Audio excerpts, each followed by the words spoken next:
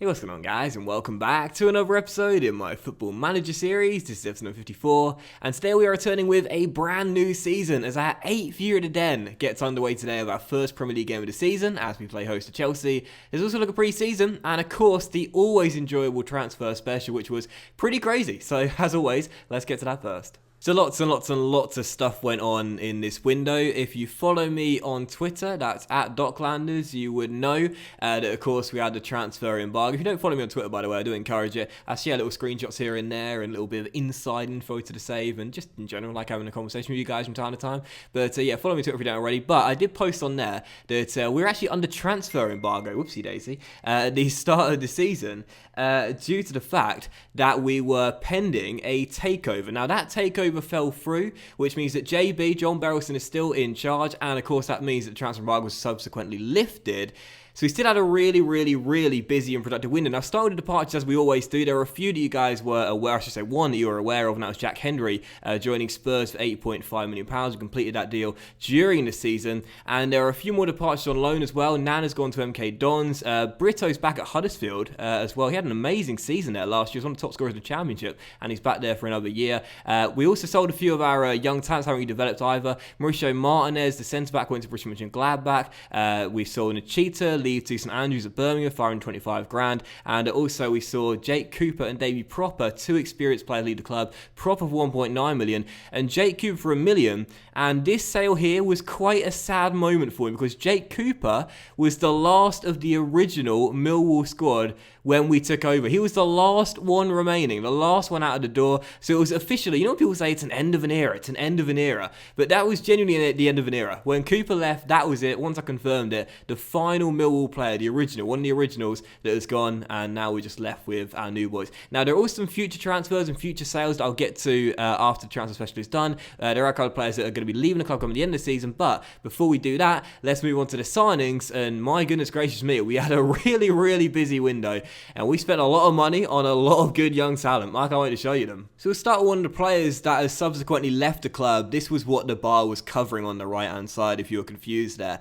on the list of departures. This guy was signed and then loaned out very quick after his signing. Aldo Perez has joined the club for just £1.5 million. He's arrived from Paraguay. How am I on him for a season? He's now picked up 11 caps already for the national team at just 19 years old, and he's got some decent stats. And after the sale of Nachita and Martinez, I was thinking maybe we should bring in another young centre after that could hopefully develop and do quite well for us in the future, unlike those guys. And he's got some alright stats, 14 heading, 14 marking, tackling 13, sitting 16, like that a lot on a 19-year-old, 17 determination already and 16 for bravery. Strength is good at 16 as well, he's 6 foot as well, so not a bad young centre-back. He's been loaned out to Hanover. We'll keep an eye on him and see how he does. And because every other signing I'm going to show you after this one is a teenager and one to watch for the future, I think we should definitely start with the always one signing or one of multiple signings that come in at the start of the season or in their 30s. You know who he is. He's a big name, and I still think he could do it.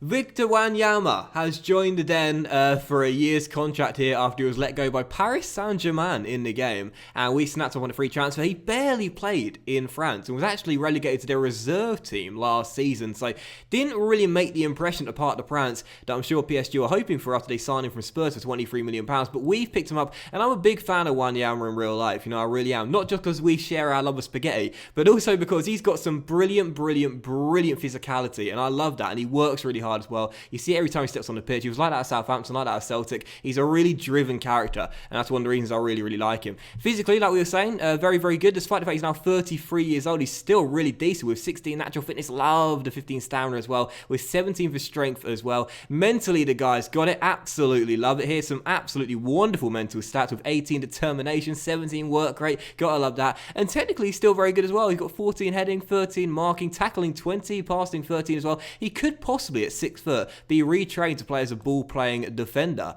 in his final years in football. In fact, am I doing that? I think I might be. No, I'm not. But maybe I should. But yeah, he could be a pretty decent ball-playing defender, but mainly signed for our defensive midfielder role as the border midfielder when Koulibaly isn't playing. So Wanyama, and I think he's still got it. I really do. If he plays 25 league games, he'll get a 1-year extension too. That's quite doubtful at 38, but you never know. Looks quite good, and I'm pleased to have him. Next up, and this could be one of the biggest bargains we have picked up in this series, Pedro Temperini is the next signing I'll show you. He's described as a wonder kid, like pretty much every other sign I've got to show you is as well. This is an Argentine midfielder that I signed for a very cheap deal from Newell's Old Boys of £3.8 million. So he comes from the same club as Cesar Ahumada, our right back, came from as well, and he's turned out quite well for us. This guy could turn out to be an absolute monster. Now, when you look at the guy right now, you think technically he's actually not got that much to offer right now, apart from in three key areas, which are first touch, passing, and technique, and of course dribbling 16 as well.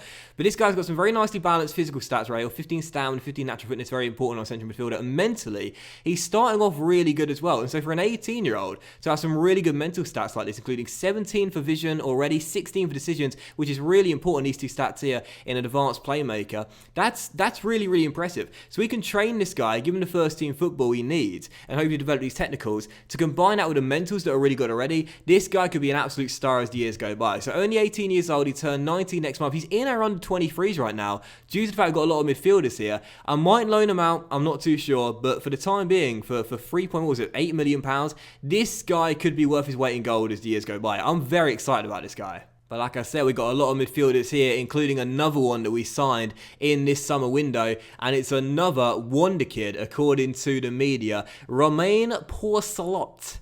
I don't know. But Romain is in anyway, and I gotta say, just like Temperini, could be an absolute bargain. Now, we picked him up for 14.5 million, from Lyon, and he's not played many games for the French side. However, he's definitely got some really good ability. He's got some great stats here already with some great technicals here. First touch 17, passing 17, technique 14 as well. Mentally, there are some slight letdowns here, including 10 for teamwork, 12 for positioning as well, and decisions 13. Could be a little bit better with 11 composure too. But as a deep line playmaker playing in Dobby's role here, I like the stats he's got, and physically he's not terrible either at 18 years old. Now, I really don't know who I would prefer to have as our first choice sort of future wonder kid midfielder, either Porcelot or Temperini, because I really like both of these guys, to be honest. I think right now Porcelot looks just a little bit better, but I think Temperini probably has the higher ceiling, if that makes sense. I like them both, though. I really do. And it's a lovely luxury to have, isn't it? Two wonderful young midfielders here that are both the same age, and both could be fantastic as the years go by. So Porcelot and Temperini in, and both of them look absolutely fantastic. Two wonder kid CM signed in one window. Gotta love it. So 3 signings to go. What a surprise. The next one we're moving on to is another wonder kid, and I gotta say I'm really excited about this signing as well. Ranieri is here at the Den, and this is a right back who could be an absolute well beater as the years go by. Now, of course, I showed you Petrini, who's a new gen / regen right back for Chelsea last season, one of the best players I've ever seen. This guy's not quite as good, but at 18 years old, he's got some fantastic stats already, and I gotta say, I really do like to look at some of these attributes here, particularly in the physical department. He's only 5'9", which is a slight bit of a concern, but he's quick. He's got 16 acceleration, 16 pace, and he's agile at 16 with 16 balance as well, plus the 15 stamina, so he can get up and down the pitch without tiring too much. Mentally, he's very good already. 18 determination, 15 work rate on an 18-year-old. I mean, you gotta love that, right? The letdown is the technicals, though. He's got good marking at 13 and very good tackling at 16 already on an 18-year-old, but he doesn't really offer much going forward. And of course, when you see our tactics, you'll notice that we have the look for the overlap instruction on. I like my fullbacks to be essentially wing-backs who get forward and attack. He doesn't really have the stats to offer that when he goes forward, to be honest. But defensively, he looks very, very good. We're training the positioning. We want to get it up. It's a really crucial stat on a fullback. Getting the positioning up is really, really important for me. So 11 isn't great. But he's only 18 years old and he's going to get better. This does mean that Ahumad is probably going to leave the club and James Bree almost likely become our centre-back, become our second choice right-back. But I think we should make this guy our starting right-back right from the get-go. Because I'm really excited about him. I think it could be absolutely fantastic. And he was signed for, what was it, £11.25 million. There was interest from Real Madrid, Juventus, Liverpool and Atletico Madrid, but we got him first and I couldn't be more happy about it. He's on a 5-year deal, 40 grand a week, and he looks like a real star for the future. Now, with just 2 signings left to show you, there's one wonder kid left and another player who plays in the same position where we smashed a club record transfer fee to bring him in. I think we'll go with the wonder kid first, and then the mid to late 20s player next, who I'm very excited to show you as well. So we'll start with this guy then, another wonder kid, Miro Ferencek, who we signed from Dinamo in Croatia. This is an 18-year-old who's literally only just turned 18, but already been capped 4 times for Croatia. And just like Ranieri, this guy could be a part of our starting back four for years to come, and he looks like an absolute beast already. Now, he's got some great stats. He's 6 foot, and physically he's fantastic. He's quick, with 16 acceleration and 13 pace, not bad. He's got 14 for jumping, 15 for strength already at just 6 foot, and mentally he's not a letdown either, with some good stats here in key areas such as 15 for bravery and 16 for positioning as well already. Gotta love that. He's got 17 heading. These are the 2 letdowns, 12 marking and 13 tackling, but if we can improve that with game time and individual training, this guy could be an absolute boss as the years go by. I think he's going to be an absolute star. Ooh! Better go ahead and put the black bar over that. But this guy looks brilliant. He's come in for a cheap fee, just 8.25 million. And again, he looks like an absolute star. We've got Petkovic in goal, who's an absolute boss. He's now got a Croatian bro joining him. And I think both of them could be regulars in our starting 11 for years to come. He looks like an absolute machine. And he is being tutored by our new club record signing, who I almost revealed accidentally there too early. So let's just get straight to it then. And welcome to Millwall Football Club, Benjamin Pavard. Yes, now this guy, of course, is making a bit of a name for himself at the World Cup right now in 2018. He'll be playing in the semi-finals, of course, after France beat Uruguay yesterday. And, of course, he scored that screamer against Argentina in a round of 16. And he looks like a really, really great signing. Now, I'll say this right now. This is one of those signings that you make in FM where, you know, it's 3:30 in the morning. You've been playing since 9. You've had one too few many shandies. And you think to yourself, is this a good deal? Well, I'm going to confirm it and go to bed and deal with it in the morning. That's basically how I felt when I confirmed this signing, because it was a very expensive transfer, £47 million. We absolutely smashed the club record transfer fee to bring the Frenchman in from Stuttgart. But as you can see right here in the game, from Schalke even, you see it right here in the game, playing for Stuttgart and then moving on to Schalke at the Veltins Arena, he's had solid year after solid year after solid year after solid year. And what we want really is consistency of this Millwall side in the back four if we are going to be a better defensive unit. He's been nothing other than consistent as the years go by. Played well for Stuttgart, moved on to Schalke in the save. He's only been capped twice by France, which is quite a surprise. He's got some really good stats here. And on 90 grand a week, I mean, I'll let you guys be a judge of this. Is this a bad signing or not? To me, I think it's a good one. He's 28 years old. He brings experience. He's got good stats here in the mental department as well. I don't know, though. I don't know if it's an overspend or not, but I like the look of him. He's 6'1", so he's tall enough to play centre-back. He can also play in a wide variety of positions as well. Of course, with France, he can play right-back and, well, really he can play anywhere, basically. But he's got some good physicals here. Mentally, the guy's absolutely fantastic. I love these stats here. Really, really good. And technically very good, and very good on the ball as well. And if we're going to play out from the back a bit more, this is exactly what we want. 15 passing, 13 first touch, combined with the good defensive trio of heading 15, marking 16, and tackling 15. I'm really happy with this signing, despite the fact it cost an awful lot of money to bring Pavard in. So Pavard is in, new club record signing, and him with the Wonder Kids, plus Wanyama as well, has made this a very productive and, in my opinion, successful window. £86 million spent on the players, but I'm really happy with the deals. I think these are really, really good deals.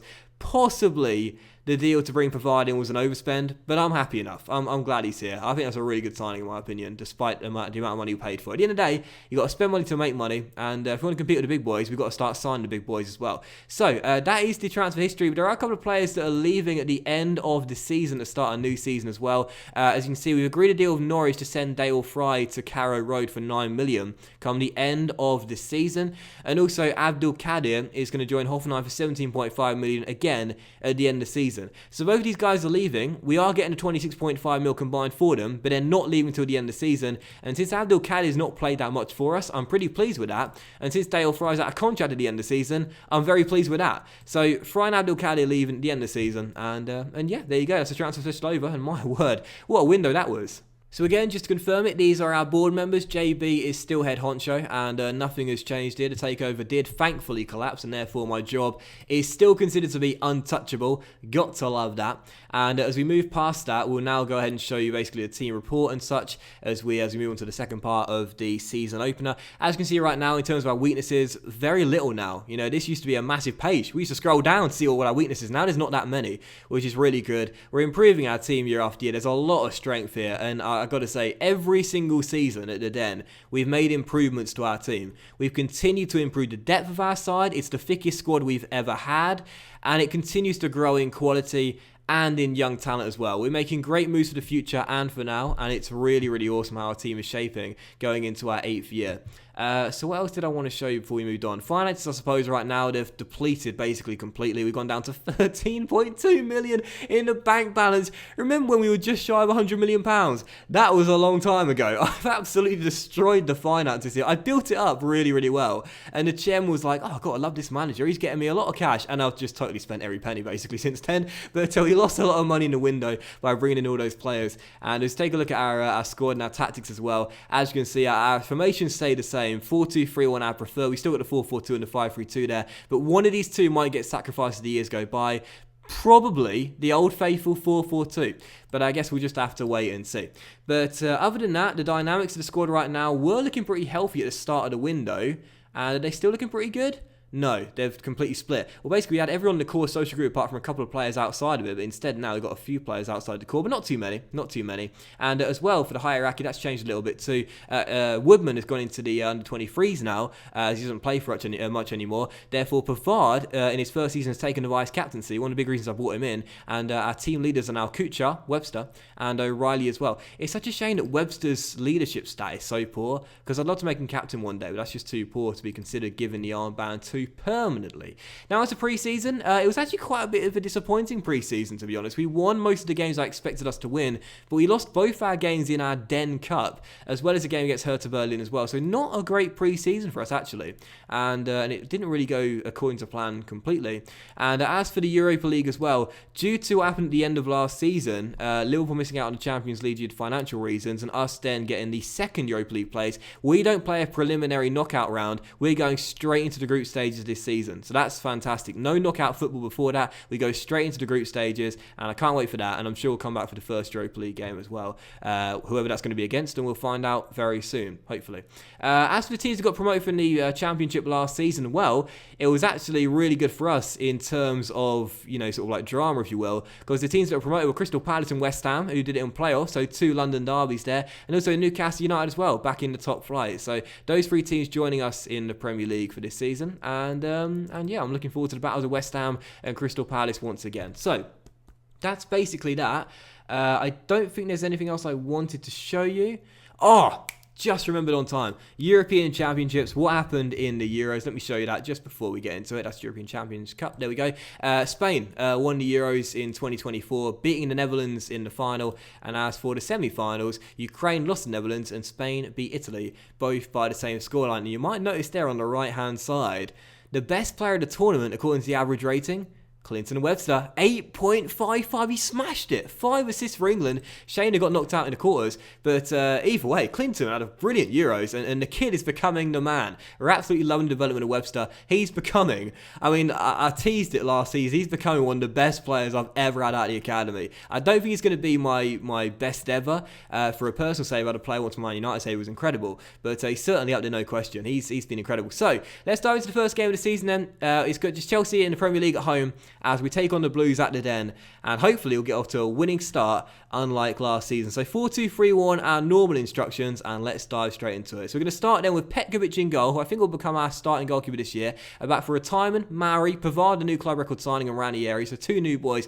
as part of our back 4. But the midfield and the attack hasn't really changed much. Dobby and Koulibaly are midfielders, with Louise and Webster and O'Reilly our attacking midfield trio, supporting club captain Marek Kuchar, and on the bench, Lunin, Jordan, Bree, Porcelot, Menji, Enzo, and Julian Benker as well. What a fixed squad we got now. So first game of the season, it's Chelsea. Let's start with a win. Come on, you Lions. It's worth pointing out, jumping into the game, we've got a horrendous record in season openers. If you've not watched all the season openers, basically, this is the 8th one, and I'm pretty confident we've only won once. There's only one that springs to mind. That was the victory over Stoke in our first season in the Premier League. I'm pretty sure we've lost or draw every other one. Yeah, we have, because the year after that it was Derby, and last year we lost to Southampton. So we've only won once in our 7 season opens, but hopefully we'll make it 2 from 8 with a win here. But 20 minutes in, nothing to report so far, but I would take a point. Our first highlight is going to come here as Petkovic launches the ball long.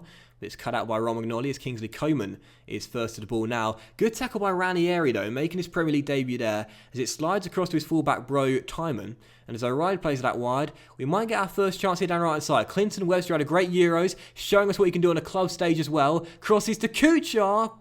who lost out to Koulibaly, and Chelsea get away. Just couldn't control that one there, Kuchar. O'Reilly on the ball, back towards Dobby, but a nice little spell of pressure from the Lions. Work back towards Koulibaly. Out wide is Ranieri and Webster, and Clinton's onto it and fires it in as well. And the first goal scored by the man of the Euros for England, it seems, Clinton Webster. He got the assists over the summer, and now he started off with a goal, and our first of the new season as well. Dobby into O'Reilly, gives it back to Koulibaly. He slid it through, and the tackle was made. How many times did that go against us last season? A tackle falling to an opposition player who scored. This time it works in our favour. Webster first to react, takes it around Henriks and fires it home. 1-0 Millwall, and Clinton off with a bang. He's getting better year after year, and what I love about Webster as well is that he's showing little signs of declining or slowing down in his development, as O'Reilly lost out and Kuchar is there, and it's a penalty. It's a penalty, and Benjamin's going to take it. I don't have time to change it. I'll give it to Lunin, but he's not on the pitch. So Benjamin Pavard, our new club record signing, could score his first from the spot. And he's done so. £47 million well spent, perhaps. Benjamin, the new vice captain, the new club record signing, makes it 2-0. And we've doubled our lead just before the break. I don't know how it was a penalty, I've got to say. It's very hard to tell on the 2D. But Benjamin tucks it home with 2 goals to good the break. What a fantastic, picture perfect first half. Pitch perfect? I mean, I know I gained quite a bit of weight like that blonde girl, but I'm not sure I could sing like her. But with 2 goals to good, and as the second half gets underway, well, what a fantastic first half in our season opener. And I've only said that once throughout the series, so 2 goals to good. I've still got that bar there, so I couldn't change it on time. But either way, we're 2-0 up, and this has been a fantastic start to Season 8. Come on.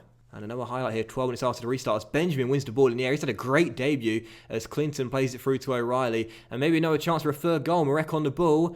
Does he play it through to Luis? He does indeed, and that should have been free. A tame effort from the Brazilian, straight at the Belgian. That should have been 3-0. Speaking of Brazil and Belgium, did anyone see the game last night? I mean, I'm sure most of you did. What a fantastic game that was, and for Belgium, what a huge win as they advance to the semis. As Petrini finds Fernandes into Hudson-Odoi. Webster cuts it out though, but it'll come straight back to Chelsea with Tolisso now on the ball. Koulibaly's hounding those boys down, but instead he couldn't stop the cross. And what a fantastic cross as well as Bruno Fernandes to Andre Silva. And what a brilliant goal from Chelsea. That ball by Bruno Fernandes was excellent. Koulibaly shut him down, but as Fernandes turned and played a 1-2 with Tolisso, what a fantastic ball across the ground to Andre Silva, who turns it home. 2-1, Chelsea back in it. Let's not capitulate. Come on. I so badly want our second win in a season opener. 10 minutes to hold on to it. Koulibaly finds Porcelot off the bench. Now back to Josh Tymon. And the left-back's pass finds Koulibaly. Let's not surrender possession cheaply here, because Chelsea could definitely hit us on the counter. With a lot of white shirts pushing far at the pitch now. Dobby on the ball. Back to Tymon. And Josh slides it into Romain, a new wonder kid. And that's a terrible pass and not a great way to start. And here come Chelsea. Moise Keane to Andre Silva. Got a lot of work to do here. He's played it back towards Henrik sensibly, and Keane against Ranieri beats our Brazilian and crosses, and Andre Silva heads on. Petkovic there, 9 minutes to go. Come on, I want this win. Not long to go. Petrini, oh, what a save by Petkovic. Just caught that highlight there as I was making tactical changes. Great stop by the Croatian as he turns behind for a corner. And as we're about to get into the final stages, can we hang on to the 3 points? Chelsea putting us under immense pressure though to end the game, and they might break that goal down. Oh, Andre Silva heads it over.